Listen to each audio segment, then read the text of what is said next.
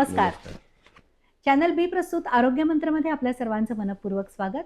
माझ्यासोबत आहेत रंगनाथ हॉस्पिटल कोल्हापूर आणि गोकुळ IVF सेंटरचे संचालक doctor Praveen Hendre sir. Sir नमस्ते. नमस्कार. मंडळी, गेले कित्येक दिवस आपण प्रेग्नन्सीबद्दल किंवा एखाद्या दाम्पत्याला अपत्य व्हावं यासाठी जी त्यांची इच्छा असते, तर त्यासाठी शास्त्र किती पुढं गेलेलं आहे, किती प्रगत झालेलं आहे याबद्दल जाणून घेतलेलं आहे. जर का एखाद्या दाम्पत्याला अपत्य होत नसेल, तर त्याच्यासाठी मेडिकल सायन्स आता इतकं पुढं गेलेलं आहे, की तुम्ही लॅबोरेटरीमध्ये एखादा भ्रूण तयार करता आणि त्या भ्रूणापासून तुम्हाला अपत्य प्राप्ती होऊ शकते. थोडक्यात IVF तंत्रज्ञान ज्याला म्हणतो, तर तिथपर्यंत आपण सगळं जाणून घेतलेलं आहे. पूर्वीच्या काळी सुद्धा काही अशा घटना घडत असाव्यात का नाही माहीत नाही, पण पूर्वीच्या काळी जर का अपत्य नसेल, तर एक पद्धत मात्र होती, ती म्हणजे दत्तक घेण्याची. दुसऱ्या कुणाच्या तरी घरातलं, नात्यातलं एखादं मूल दत्तक घ्यायचं आणि तोच आपला वंश म्हणून पुढं चालवायचं. पण आता तसंही करायची गरज नाहीये, कारण डॉक्टरांनी जसं मागच्या वेळेला सांगितलेलं होतं, की एखादा भ्रूण दुसऱ्या एखाद्या स्त्रीच्या गर्भामध्ये जर का वाढवला, तर ते अपत्य त्या दाम्पत्याचं होऊ शकतं, ज्याला आपण सरोगसी असं म्हणतो किंवा ती सरोगेट मदर अशी असते. तर आज याच अत्यंत महत्त्वाच्या सरोगसी या विषयाबद्दल आपल्याला थोडंसं जाणून घ्यायचंय. डॉक्टर साहेब, खरं तर खूप एक वेगळा विषय मांडलेला आहे आणि तो म्हणजे येस. सरोगसी. की एखाद्या दाम्पत्याला जर का अपत्य होत नसेल, काही दोष असतील, तर तिसऱ्या स्त्रीच्या म्हणजे जी तुमच्या परिचयातली नसेल, नात्यातली नसेल किंवा असली तरीसुद्धा दुसऱ्या एखाद्या स्त्रीच्या शरीरामध्ये तो भ्रूण वाढवायचा आणि ते अपत्य नंतर जन्माला आल्यानंतर आपलं म्हणायचं. नेमकी याच्यामागची कल्पना कधी रुजू झाली आणि काय याबद्दल काय सांगाल? आता सरोगसी म्हणजे काय माहिती आहे का, की थोडक्यात ज्या स्त्रीच्या गर्भाशयामध्ये असे काही दोष आहेत, की ज्या दोषांमुळं ते गर्भाशय गर्भधारणा करण्यासाठी किंवा गर्भधारणा केल्यानंतर टिकवण्यासाठी सक्षम नाही आहे. हं. किंवा दुसरी गोष्ट म्हणजे काही म्हणजे मुलींचा जो जो जन्म होतो, जन्मताच त्यांना गर्भाशयच नसतं. हं. रॉकेटांस्की सिंड्रोम जो आहे, याच्यामध्ये स्त्रीबीजांड असतात, पण गर्भाशय विकसित झालेलं नसतं. ते जे काही म्हणजे हे प्रिमिटिव्ह ज्या काही स्ट्रीक आहेत ते तसेच राहिलेले असतात. पण बाकी सगळं म्हणजे जननमार्ग वगैरे थोडासा अंडर डेव्हलप्ड जरी असलं तरी थोडा डेव्हलप झालेला असतो. पण अशा स्त्रियांमध्ये म्हणजे याचा खरोखर म्हणजे उपयोग आहे. आता याचा म्हणजे आपल्या पौराणिक कथांमध्ये सुद्धा याचे काही काही हे आहेत म्हणजे संदर्भ आहेत. आहेत. बरं. ते आपण त्याच्यावर नंतर बघूया.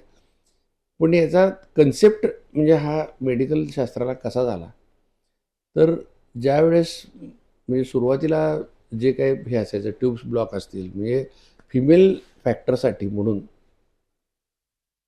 हे IVF तंत्रज्ञान निघालं, की ज्यावेळेस म्हणजे मेल फॅक्टर नसायचा, शुक्राणू चांगले आहेत, गर्भनलिका म्हणजे हे नाही आहेत, टोटल ब्लॉक आहेत किंवा त्या गर्भनलिकावरती कुठलं ऑपरेशन झालं आहे आणि त्यामुळे त्या डॅमेज झालेल्या आहेत किंवा गर्भनलिका काढून टाकल्या आहेत किंवा पूर्वीचं मूल बंद करायचं ऑपरेशन झालं आहे.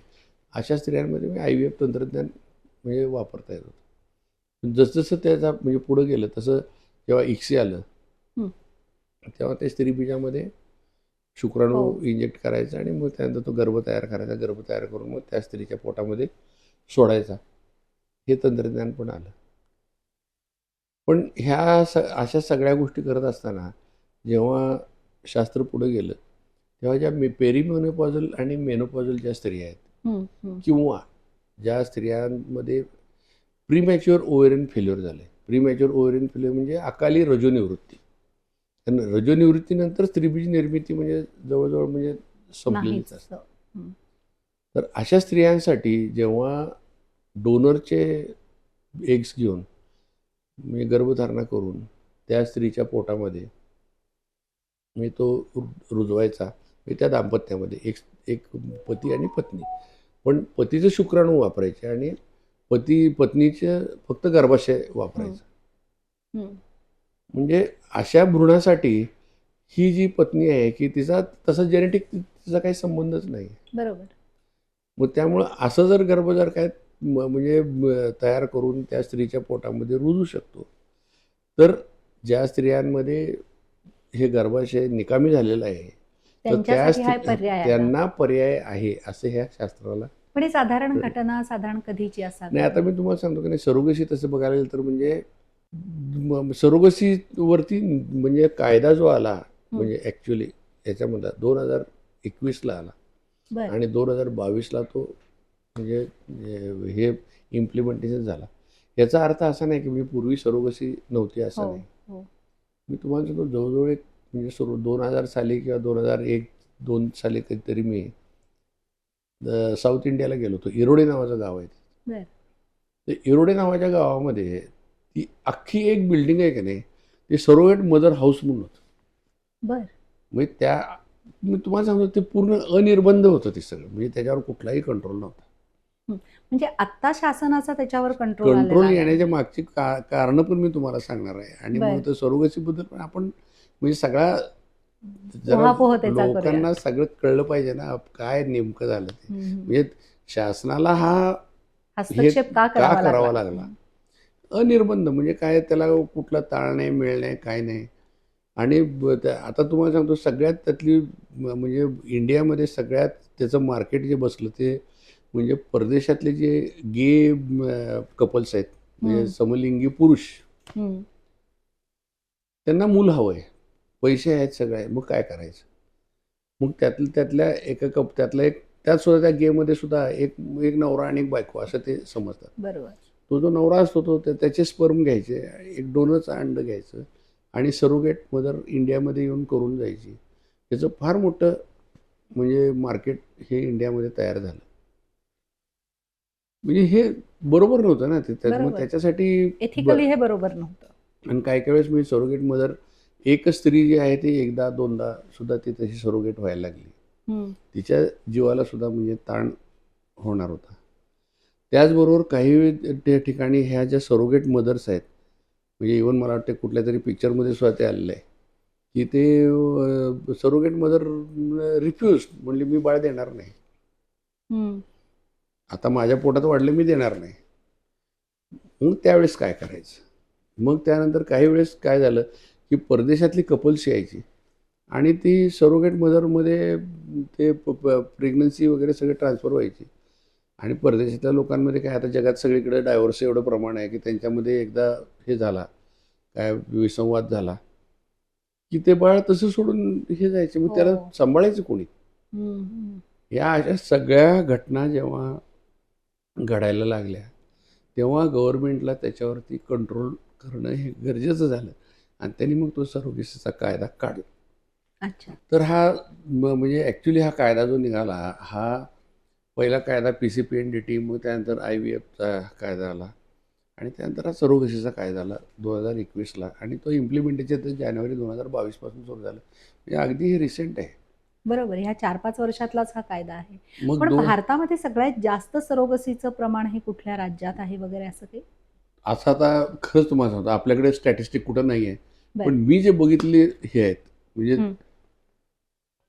गुजरातमध्ये फार मोठं, आनंदमध्ये एक मोठं ते सेंटर होतं. बरं. इथं भरपूर सरोगसी व्हायची आणि प्लस हे साऊथ इंडियामध्ये तुम्ही जे मगाशी उल्लेख केला तो. होते तर ते सरोगसी व्हायची. पण मुंबईमध्ये सुद्धा आता कितीतरी आता ॲक्टर्स आणि ॲक्ट्रेस यांनी सरोगसीद्वारे आपली म्हणजे शाहरुख खान त्यांनी हे सगळं सरोगसीच केलेले आहेत. म्हणजे त्यांची 4-4, 5-5 मुलं. ते काय त्यांना करिअरमध्ये त्यांना काय म्हणजे हा कमर्शियल आस्पेक्ट जेव्हा यायला लागला त्याच्यामध्ये की ज्यांच्याजवळ पैसे आहेत त्यांनी सरोगेट करायची, मग हे कायदा येणं भागच झालं. म्हणजे 2021ला कायदा झाला, 2022 पासून इम्प्लिमेंटेशन सुरू केलं गव्हर्नमेंटनं. तेव्हा तर एवढा स्ट्रिक्ट केला की तुम्हाला सरोगेट मदर जी असेल ही चूज करत असताना तुमच्या घरातलीच म्हणजे रिलेटिव्ह सरोगेट मदर घ्यावी लागत. म्हणजे अशी कुठलीतरी बाहेरची किंवा तिला पैसे देऊन किंवा काय असं त्यांनी पूर्ण त्याच्यावर बंदीच घातली. पण त्याच्यामुळं काय झालं की समजा आता आपल्याकडे पण बरीच चौकोनी कुटुंब आहेत, बरीच वर्ष झाली, तर त्याच्यामध्ये तशी सरोगेट हे मिळेना. तर मग त्यांनी ते 2024-25ला म्हणजे आत्ता रिसेंटली त्यात अमेंडमेंट केली आणि त्याच्यामध्ये म्हणजे रिलेटिव्ह नसलेली सरोगेट मदर तुम्ही घेऊ शकता, परंतु त्याच्यामध्ये तुम्हाला कुठलाही कमर्शियल ॲस्पेक्ट ठेवता येणार नाही, म्हणजे पैशाची देवाणघेवाण करता येणार करता नाही. येणार नाही. आणि त्या स्त्रीला कोणतेही तुम्ही पैसे म्हणजे असं मोबदला म्हणून पैसे द्यायचे नाहीत. अच्छा. खरं तिची तुम्ही म्हणजे देखभाल करण्यासाठी किंवा प्रेग्नन्सीमध्ये त्याची सगळे ती काळजी आहार वगैरे घेण्यासाठी. काळजी हो. घेण्यासाठी या सगळ्या गोष्टीसाठी त्यांनी तिला हे काय म्हणतात, त्याला आर्थिक लाभ थोडा द्यायला काही हरकत नाही, पण ते पण प्रमाणात त्याला म्हणजे जेवढी उदरनिर्वाहाला लागतं तेवढीच त्यांनी द्यायला परमिशन दिलं आहे. प्लस सगळ्यात महत्त्वाची गोष्ट म्हणजे काय की शेवटी ही स्त्री दुसऱ्या कोणासाठी तरी गरोदर होणार आहे. आणि कितीही म्हटलं तर गरोदरपण जे आहे हे नॉर्मल स्त्रीच्या आयुष्यापेक्षा हे थोडंसं खडतर लाईफ आहे. म्हणजे त्याच्यामध्ये रिस्क आहे. म्हणजे प्रेग्नन्सी रिलेटेड जे काही कॉम्प्लिकेशन्स आहेत, म्हणजे समजा अर्ली प्रेग्नन्सी, ज्या ब्लिडिंग आहे, ॲबॉर्शन्स आहे, त्याच्यामुळे सुद्धा तिच्या जीवाला धोका होऊ शकतो किंवा तिला त्रास होऊ शकतो. तर या कायद्यामध्ये त्यांनी तिचं संपूर्ण फुल इन्शुरन्स हा केला पाहिजे. आणि फक्त त्या पिरियड पुरताच नाही तर डिलिव्हरी नंतरसुद्धा ठराविक हो. काळ जवळजवळ 1 वर्ष ते 1.5 वर्षापर्यंत तिचा इन्शुरन्स करायला पाहिजे. या सगळ्या गोष्टीचा त्यांनी त्या ह्याच्यामध्ये म्हणजे या कायद्यामध्ये अंतर्भाव केला. आणि त्याचबरोबर आणखीन बरेच त्याच्यामध्ये म्हणजे क्रायटेरिया, म्हणजे ज्या कपल्स किंवा ज्या दाम्पत्याला हे सरोगेट मदरची जी काय प्रणाली आहे ही वापर करायची आहे, त्यांचीसुद्धा क्रायटेरिया आहेत. बरं. त्याचबरोबर जी सरोगेट होणारी स्त्री आहे तिच्यासाठी सुद्धा क्रायटेरिया आहेत. त्यानंतर कुणी उठून IVF सेंटर, माझं IVF सेंटर आहे, मी सरोगेट हे करीन नाही. सरोगेट सेंटरसाठी वेगळी तुमची परमिशन घ्यायला लागते. म्हणजे हां, जसं फक्त PCPNDT म्हणजे सोनोग्राफीला, त्याचबरोबर ह्या बाकीच्या गोष्टीला आहे, तसं ह्या सरोगसीसुद्धा त्यासाठी स्पेसिफिक म्हणजे तुम्हाला परमिशन घ्यायलाच पण ह्या लागते. परमिशन्स नेमक्या कोणत्या कोणत्या घ्याव्या लागतात आणि त्याच्या मागचं कारण नेमकं काय आहे जाणून घेऊया या ब्रेक नंतर. आरोग्य संवर्धन आणि विविध आजारांविषयी जनजागृती करणारा चॅनल बी चा कार्यक्रम आरोग्य मंत्र. आजाराची लक्षणं, खबरदारी आणि उपचार पद्धती याबद्दल माहिती मिळेल तज्ज्ञ आणि अनुभवी डॉक्टरांकडून. आरोग्य मंत्र मध्ये पहा रंगनाथ हॉस्पिटलचे स्त्रीरोग तज्ज्ञ डॉक्टर प्रवीण हेंद्रे यांना. या कार्यक्रमात आपण त्यांच्याशी IVF म्हणजे काय, संतुलित आहार कसा असला पाहिजे, फायब्रॉइड म्हणजे काय, 2 सीझर झाले तर रिस्क नेमकी कोणती असते, लहानपणापासून मुलींची वाढ होत असताना त्यांच्या आरोग्याची काळजी कशी घ्यायची या सर्वांविषयी संपूर्ण माहिती. आरोग्य मंत्र दर शनिवार सायंकाळी 7:30 वाजता 532 क्रमांकाच्या बी चॅनलवर. ब्रेक नंतर पुन्हा एकदा सर्वांचं स्वागत आहे चॅनल बी प्रस्तुत आरोग्य मंत्रामध्ये. आणि आज आपण जाणून घेतो आहोत की सरोगसी म्हणजे नेमकं काय आणि यासाठीचे कायदे नेमके कशा कशा पद्धतीनं असतात. आणि डॉक्टर साहेब तुम्ही सांगत होतात की सरोगसी सेंटर जर का एखादं आपल्याला हवं असेल तर त्याची परमिशन शासनाकडनं घेणं खूप गरजेचं असतं. म्हणजे एखाद्या हॉस्पिटलला, एखाद्या IVF सेंटर आहे म्हणून सरोगसीचं हे मिळू शकेल, मान्यता मिळेल असं नाही चालणार, वापरता येत नाही. अच्छा. त्याचे खूप क्रायटेरिया आहेत, त्याचे सगळे सर्टिफिकेट्स आहेत. त्यामुळे तुमचं म्हणजे जे सरोगसी करणारे जे सेंटर आहे त्यांनी ॲफिडेविट द्यायला लागतं की याचा मी दुरुपयोग करणार नाही. बरोबर. ह्या सगळ्या खूप म्हणजे ते कायदेशीर बऱ्याच गोष्टी ह्या तुम्हाला म्हणजे पार करून सरोगसी सेंटर मिळवता येतात. अजून एक प्रश्न विचारायचा आहे तो म्हणजे की सरोगेट मदर जिला आपण म्हणू की वुड बी सरोगेट मदर की जी अशी होणार आहे, तर तिच्या तब्येतीविषयी असे काही कायदे कानून किंवा असे काही नियम आहेत का? 100%. सगळ्यात महत्त्वाची गोष्ट म्हणजे काय की ती सरोगेट मदर ही आहे ही अविवाहित असून चालत नाही, नाहीतर त्याचा फार दुरुपयोग झाला. बरोबर. नंबर 1 ची गोष्ट म्हणजे ती विवाहित असली पाहिजे. दुसरी गोष्ट म्हणजे तिला स्वतःचं अपत्य असलं पाहिजे, एक तरी अपत्य असलं पाहिजे. तिसरी गोष्ट तिचं वयोमर्यादा जो आहे वय तिचं आता ठरवून दिलेलं आहे 25 वर्षापासून 35 वर्षापर्यंत. या 10 वर्षातच तिला हो बसतं. चौथी गोष्ट, एक सरोगेट मदर ही आयुष्यामध्ये फक्त एकदाच सरोगसीसाठी आपलं शरीर किंवा आपलं गर्भाशय वापरायला देऊ शकते. दुसऱ्या वेळेस तिला द्यायला अलाउड नाही. ह्या सगळ्या कारण या तिच्या सेफ्टीसाठी, त्या स्त्रीच्या सेफ्टीसाठी त्यांनी ह्या म्हणजे नियम घालून दिलेले आहेत. याच्यापेक्षा वेगळं तुम्ही काय करू शकत नाही. म्हणजे हे सगळे क्रायटेरिया त्या सरोगेट मदरमध्ये हे काय म्हणतात त्याला असले पाहिजेत. आणि सगळ्यात महत्त्वाचं म्हणजे तिनं कोणताही सरोगेट मी होत आहे म्हणून पैशाचा मोबदला घेतला नाही पाहिजे. पण मग आता इथे एक प्रश्न असा येतो, आता इतके दिवस जेव्हा तुमच्याशी गप्पा मारते तेव्हा अनेक प्रेग्नन्सीमधले जे काही प्रॉब्लेम्स असतात तर ते आपण जाणून घेतलेले आहेत. समजा एखादा बाहेरचा भ्रूण त्या गर्भाशयामध्ये घातल्यानंतर त्या स्त्रीच्या शरीरामध्ये जे काही होणारे बदल आहेत आणि त्यामुळं होणारे जे काही तिच्या शरीरावरचे परिणाम आहेत, म्हणजे कधी तिचं BP वाढू शकतं, कधी तिच्या शरीरातली वेगवेगळ्या पातळ्या वाढू शकतात, कुठले हार्मोन्स वाढू शकतात, कमी होऊ शकतात किंवा अजून अनेक घटक त्याला कारणीभूत ठरू नाही. शकतात. तर त्यावेळची काळजी कशी तिची नाही, काळजी नाही. घेण्याची जबाबदारी कुणावर येते मग? बेसिकली तुम्हाला सांगतो ना, की हे त्यासाठीच ही सरोगेट मदर जेव्हा सिलेक्शन होतं, हं. तेव्हा तिच्या सगळ्या चाचण्या झालेल्या असतात. हं. म्हणजे तिला कुठलं कम्युनिकेबल डिसीज नाही आहे. म्हणजे समजा आपल्याकडे VDRL, HIV, हो. हेपॅटायटिस B वगैरे अशा कम्युनिकेबल डिसीज ज्यातनं म्हणजे पुढच्या बाळाला त्याच्या ती म्हणजे कॅरी होऊ बरं, शकेल. ह्याच्यामध्ये अजून एक विचारायचं, ब्लड ग्रुपचा पण ह्याच्यात मोठा संबंध ब्लड येतो. ग्रुपचा तुम्हाला सांगतो आता त्या स्त्रीच्या ब्लड ग्रुपचा म्हणजे फारसा काही फरक पडत नाही. पण एक मात्र गोष्ट नक्की आहे, हं. की ती मदर जर काही सेन्सिटाईज RH निगेटिव्हची जर स्त्री असेल, हं. म्हणजे जिला ऑलरेडी तिच्या शरीरामध्ये अँटीडी जर काय म्हणजे हे हे काय म्हणतात त्याला फिरत असेल, फिरत असेल. त्या स्त्रीला तुम्ही हे म्हणजे हे करू शकत नाही. हं. कारण काय आहे, की पॉझिटिव्ह गर्भ जर तिच्या पोटात तो टिकू शकणार टिकूच नाही. शकतो म्हणजे म्हणूनच. मेडिकल ज्या ज्या काही कॉन्ट्राइंडिकेशन्स आहेत, हं, हं. म्हणजे सर्वसाधारण कपल्समध्ये सुद्धा त्या सरोगेटला सुद्धा त्या लागू आहेत. म्हणजे शेवटी काय माहिती आहे का, की हा जो गर्भ जो राहणार आहे, हा गर्भ निरोगी पण झाला पाहिजे. हो. ॲट द सेम टाईम त्या सरोगेट मदरला त्याचे दुष्परिणाम सहन केले नाही पाहिजे. म्हणजे समजा आता ती अनफिट स्त्री आहे, जरी 35 वर्षाची खाली असेल, तर तिला हार्ट डिसीज आहे किंवा तिला डायबिटीस आहे. म्हणजे ह्या सगळ्या तिचा फिटनेससुद्धा पहिल्यांदा बघायला लागतो. म्हणजे हं. If this girl is fit to undergo pregnancy, हं, हं. तिला तिच्या या कितीही केलं तरी म्हणजे गरोदरपण हे जे आहे, हे थोडा शरीरावरती येणारा तुमचा बर्डन ताण आहे. आहे. हो, ताण आहेच की. तो ताण तिला सहन करण्याची क्षमता असेल, ती स्त्री सरोगेट होऊ शकते. आणि समजा ते म्हणून तर या सगळ्या गोष्टी केल्याशिवाय त्या सरोगेट मदर करायचीच नाही आहे ना. बरोबर. की समजा प्रिव्हियस ते 2-3 सिझेरियन झालेत, तर आणि ती आता 35 वर्षात सगळे क्रायटेरिया ती फुलफिल करते. नाही, तिला तिच्या जीवाला धोका येऊ शकतो. धोका येऊ शकणारी कोणतीही गोष्ट परिस्थिती करायची. उद्भवणार अशी जर वाटत असेल, तर तिला सरोगेट करता येत नाही. ओके. अजून एक छोटासा वेगळा प्रश्न आहे.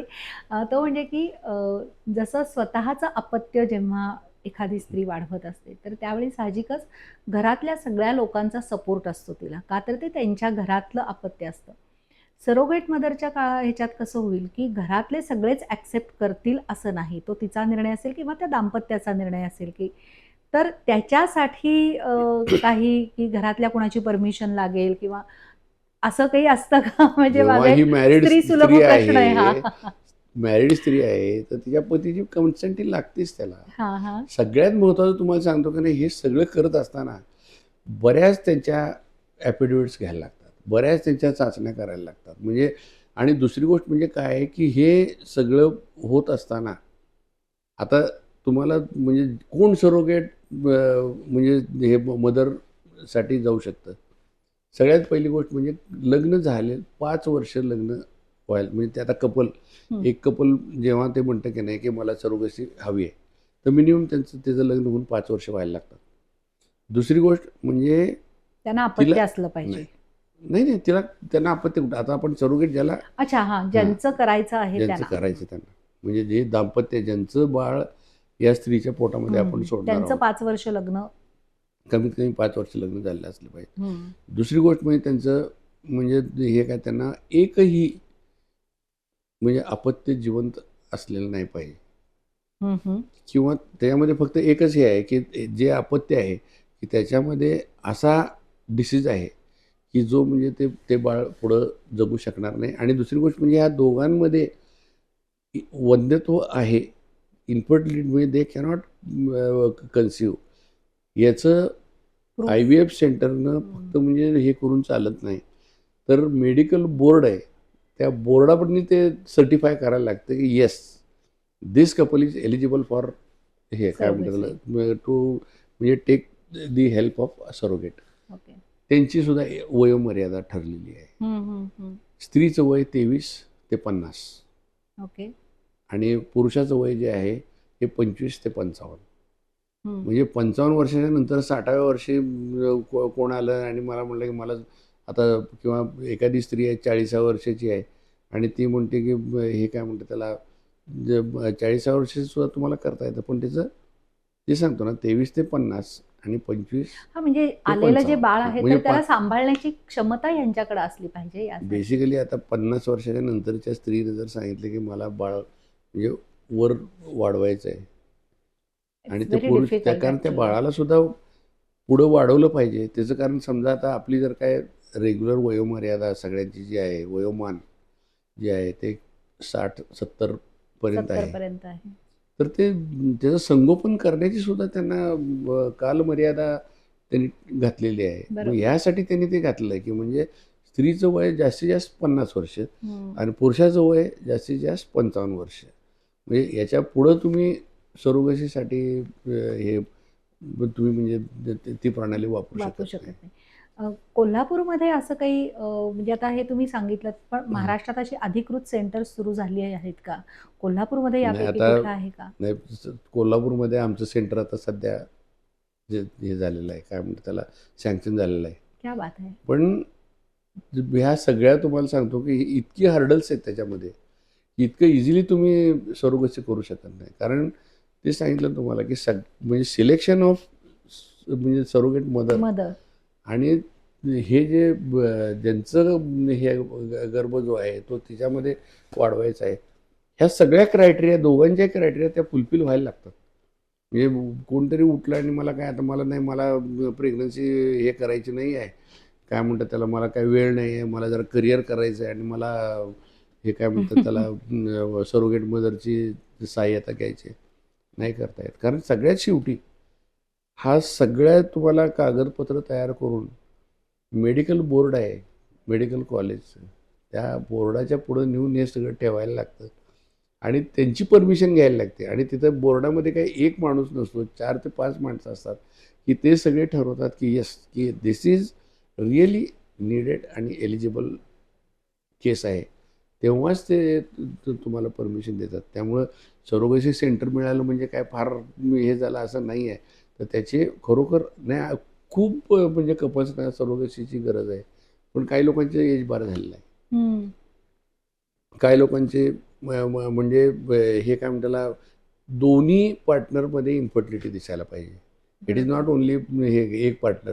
कारण एक पार्टनर जर इन्फर्टिलिटी असेल तर तुम्हाला त्याचे काहीतरी वेगळे पार्याय आहेत. हो. पण म्हणजे ह्या दोघांनाही इन्फर्टिलिटी आहे हे त्या बोर्डानं मान्य करायला लागतं आणि त्यासाठी त्याला त्याची सगळी तपासणी करून ते बोर्डापर्यंत न्यायला लागते. आणि बोर्डाला जर वाटलं की या तपासण्या आपल्याला परत करायला पाहिजे तर board can ask for another, म्हणजे त्यांच्या ह्याच्यामध्ये काय म्हणतात थर्ड पार्टी हे इन्स्पेक्शन, थर्ड पार्टी इन्व्हेस्टिगेशन्स हे ते बोर्डसुद्धा सांगू शकतं. हे सगळं करण्याच्या मागचं सांगितलं तुम्हाला की ह्याच्यामध्ये एक म्हणजे अनिर्बंधपणे त्याचं व्यापारीकरण होऊ नये म्हणून हे सगळे नियम म्हणून आलेले सरकारने. आणि आता दुसरी गोष्ट, सगळ्यात महत्त्वाची गोष्ट, पूर्वी सर्रास परदेशी कपल्सना सरोगसी इंडियामध्ये करायला अलाउड होतं. परदेशी कोणत्याही कपल्सना आता सरोगसी इंडियामध्ये अलाउड नाही. बर. कारण ते खूप प्रॉब्लेम आले. त्यातला सगळ्यात मोठा प्रॉब्लेम म्हणजे हा आहे, आपल्याकडे इतकी ती म्हणजे काय म्हणतात त्याला समलिंगी कपल्स नाही आहेत, म्हणजे पुरुष नाही आहेत. पण परदेशामध्ये समलिंगी खूप आहेत आणि पैसेवाले आहेत सगळे. मग ते त्यांना हे सगळं म्हणजे इंडिया हेच होतं ना, काय म्हणतात म्हणजे इझिली अवेलेबल प्लॅटफॉर्म होता सरोगसीसाठी. तो आता गव्हर्नमेंटनं पूर्ण बंद करून टाकलेला आहे. मग त्यामुळे तुम्हाला सांगतो ना की ह्याच्यात एकच गोष्ट नाही तर या सरोगेट होणाऱ्या मदरची सुद्धा त्यांनी म्हणजे काळजी घेतली आहे कायद्यानं. ॲट द सेम टाईम याच्यामध्ये काउन्सिलर सुद्धा लागतो. अच्छा. म्हणजे त्या सरोगेट मदरला समजावून सांगणे, सगळं काउन्सिलिंग करणे, सगळं करणे, म्हणजे मनोविकार तज्ज्ञ जो आहे तोही हा त्याच्यामध्ये. तिथं लागतो. तुम्हाला ॲडव्होकेट लागतो. म्हणजे या सगळ्या म्हणजे ही सगळी एक सरोगसी टीम ही टीम असल्यासारखं आहे. ही हे पूर्ण म्हणजे टीम लागते. फक्त मी डॉक्टर आहे आणि मी IVF सेंटर काढू शकतो हे ठीक आहे, इथपर्यंत ठीक आहे. पण असा पुढं जेव्हा सरोगसीच्या मध्ये या सगळ्या गोष्टी सगळे इतके म्हणजे एजन्सीज ह्या सगळ्या इन्वॉल्ड आहेत. त्यात सगळ्यात महत्त्वाचं म्हणजे काही वेळेस आणि दुसरी गोष्ट म्हणजे कसं माहिती आहे का, कुठलं तरी थर्ड पार्टीचं हे गर्भ तयार केलेलं आहे आणि त्या सरोगेटमध्ये घालून मला बाळ घेतो असं नाही. त्यातलं एक गॅमेट मिनिमम 1 गॅमेट, 2 तर असायला काहीच हरकत नाही, पण एक गॅमेट म्हणजे समजा स्पर्म किंवा अंड हे त्या कपलचं लागतं. म्हणजे तुम्हाला सांगतो इतके मी कायदे व्यवस्थित पद्धतीनं केलेले नाही नियम तुम्हाला सांगतो की याच्यावर त्यांनी किती अभ्यास केला असेल. म्हणजे हे सगळा कायदा तयार करत असताना अजून पण तरीसुद्धा त्याच्यावरती म्हणजे त्याच्या अगेन्स्ट काही केसेस चालू आहेत. म्हणजे त्यातले काही केस म्हणजे असे असते की आता समजा एखाद्याचं मूल म्हणजे आता त्यांचं एज बार झालंय, पण ते बार झालेलं एज जरी असलं तरीसुद्धा त्यांचं जे काय अपत्य आहे ते ॲक्सिडेंटमध्ये एक्सपायर झालं. आणि त्यातलं एक जण म्हणजे आता काय पुरुष तरी काय माहिती आहे का, जरी एज बार झालं तरी 80व्या वर्षी सुद्धा ते स्पर्म असू शकतं. बरोबर. He can claim. म्हणजे ते मग अशा काही केसेस काही असतात. त्या सुरू आहेत. खरंच एक इंटरेस्टिंग हा विषय आज आपण इथं मांडलेला आहे. पण सर जाता जाता एक प्रश्न थोडक्यात विचारते. जी सरोगेट मदर असते तर तिने ते अपत्य त्या दाम्पत्याला कधी द्यायचं असतं? म्हणजे त्याला काही असा टाइम लिमिट आहे? लगेच ते जन्मल्यावर लगेच हँडओव्हर करायचं. करायला. पण मग आपण जे म्हणतो की बाळाला आईची माया मिळाली पाहिजे किंवा स्तन्य मिळालं पाहिजे, तर ह्या सगळ्या गोष्टीला काय म्हणजे असा विचार कधी केला गेलाय का? नाही ते जे दाम्पत्य आहे पहिलं हे अपत्य प्राप्तीसाठी आतुर झालेलं दाम्पत्य. मी ते तुम्हाला आईचं प्रेम मिळेल पण बाळाला आईचं दूध जे देणं गरजेचं नाही असतं आईचं त्याचं- दूध आता तुम्हाला सांगतो त्याला खूप पर्याय येतो. म्हणजे अच्छा. आता आर्टिफिशियल मिल्क आहे का नाही, म्हणजे इवन 32 आठवड्याचं गर्भ जरी बाहेर डिलिव्हरी झाला तरी तर तुला- 32 आठवड्यासाठी तुम्हाला म्हणजे मिल्क मिळतं तुम्हाला, म्हणजे रेडीमेड हे म्हणजे थोडक्यात ते बाळ लगेचच आई वडिलांच्याकडे हँडओव्हर करायचं. द्यायला लागतं ते त्याला. मग आणि त्यावेळेला काही दत्तक विधान वगैरे असं काही नाही हे तुम्हाला ह्या सगळ्या लीगल प्रोसेस प्रमाणे आहेत. इवन मी तुम्हाला सांगतो की नाही की जेव्हा तुम्हाला सर्टिफिकेट पाहिजे, बर्थ सर्टिफिकेट, त्या बर्थ सर्टिफिकेटवरती त्या आई आई वडिलांचं म्हणजे ज्यांचं जेनेटिकली ते बाळ आहे त्यांचं नाव लागतं. एरवी तुम्ही असं परस्पर काय तर केला तर ते लागू शकत नाही.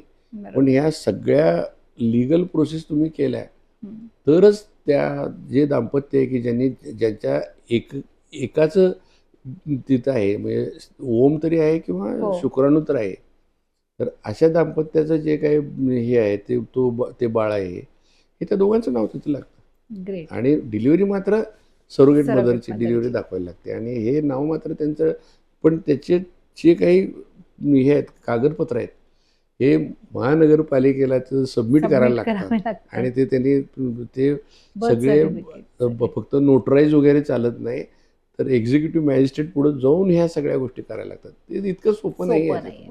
मला असं वाटतं की सर आजचा हा विषय खूप इंटरेस्टिंग झालेला आहे. सरोगेट मदर किंवा सरोगसी याबद्दल खूप छान पद्धतीनं विस्तृतपणे आपण माहिती जाणून घेतलेली आहे. त्याबद्दलचे नियम, अटी, कायदे, कानून ह्या सगळ्या गोष्टी जाणून घेतलेल्या आहेत.